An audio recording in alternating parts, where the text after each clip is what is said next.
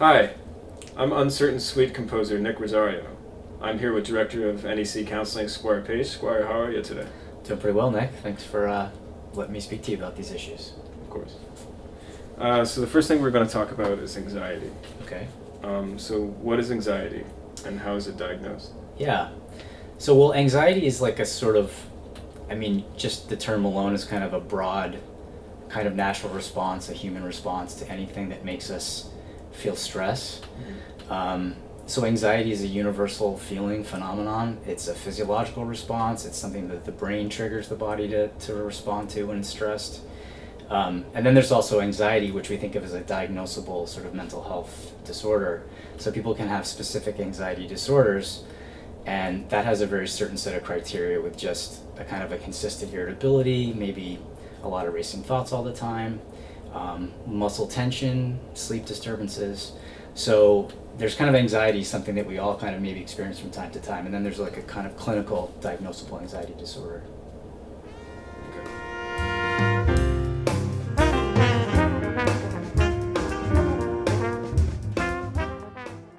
How would you spot anxiety in a friend or family member?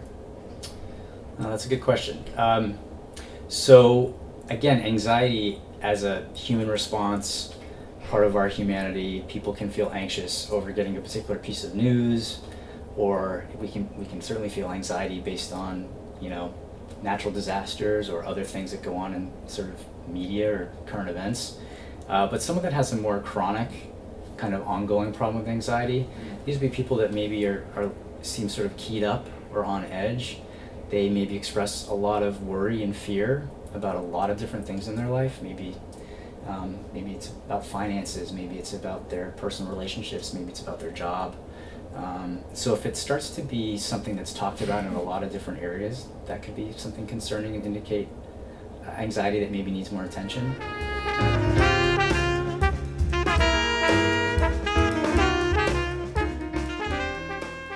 How would you treat somebody with anxiety as a counselor? Yeah, so anxiety, people who have what we think of as like kind of clinical anxiety that needs some treatment. Things like talk therapy is a really effective treatment. There's lots of different ways you can approach treating anxiety in therapy.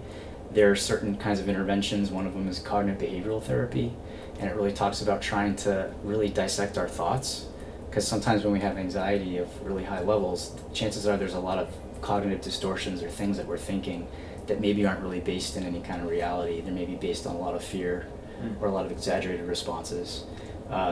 Mindfulness-based interventions, which is a lot of meditation and being really oriented in the present and the here and now, that can be really effective for anxiety in terms of a talk therapy.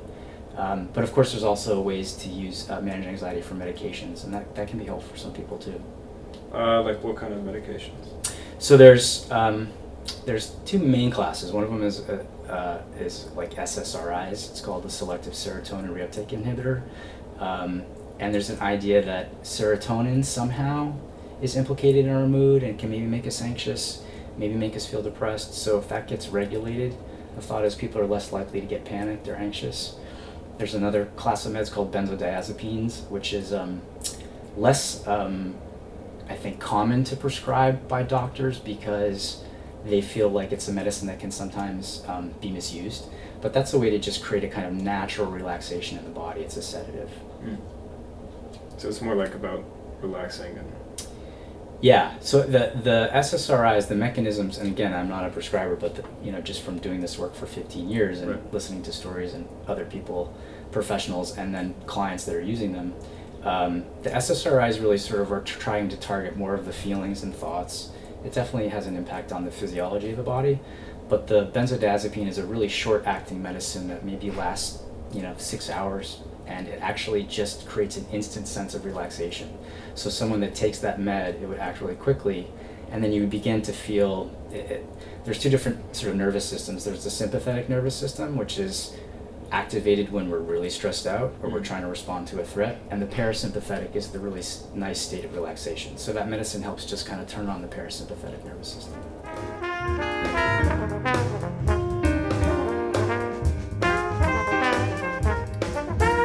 So I think a lot of people have been talking about panic attacks. So what exactly is a panic attack? Yeah.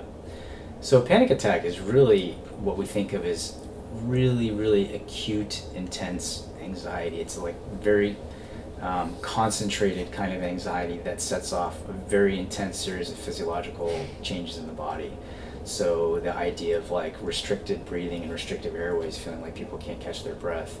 People feel a tightness or a constriction in their chest, and people often misinterpret that as being a heart attack or a cardiac event. The idea that we sort of lose, like we get into very narrow focus and narrow vision, like tunnel vision, which is also a physiological response to threat or danger that's been imposed on us evolutionary way back when. So that peripheral vision where we have a kind of open and open awareness around us, it gets very focused. So a panic attack is really something that can really only last, and the physiological alarms that go off in the body, it can't sustain really for more than about 20 minutes. People may say they have a panic attack that goes on for hours, but usually the intense acute symptoms that make us feel really scared and freaked out, those usually are gone in 20 minutes. What are some ways to help someone experiencing a panic attack? Yeah.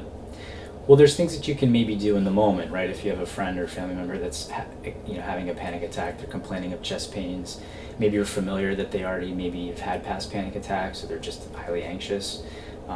One of the things you can do is to try to get them grounded into the here and now. That can be done through kind of really mindful diaphragmatic breaths. Usually when people are in a state of panic, they're hyperventilating, so they're not having a proper exchange of oxygen and carbon dioxide. So deep breathing is really good. Having someone engage their senses, maybe touching something kind of cold or something that's very orienting, grounding in the moment, and just some gentle coaxing and kind of supportive statements like, you're gonna be okay. This isn't gonna last forever. I'm here with you. I mean, that's fine. But thinking about a long-term strategy to address people that have frequent panic attacks can really develop something called panic disorder. And panic disorder is something that through talk therapy, again, using maybe cognitive behavioral strategies, but also medications can be really effective too for people that really feel like they could be vulnerable to a panic attack at any time. And that's really kind of, and they keep happening, that's like panic disorder. A medicine might be really helpful to treat that too. So it's mostly just reminding the person to breathe, realize that they're in a place here and now, and whatever they're going through will likely end. Yeah. It can't, panic attacks just can't last forever. They don't. They're very short term. When you're experiencing them, 5 or 10 minutes can be really excruciating. Right, because it feels like it will last forever, but it's not. Yeah. Because that high level of stress and and the kinds of alarm bells that the brain is signaling for the body over some perceived threat, it's really intense, and it's hard to just kind of casually think, oh, no big deal, that'll be gone in 5 minutes. But it does pass away. They do pass away. All right, thank you. Yeah.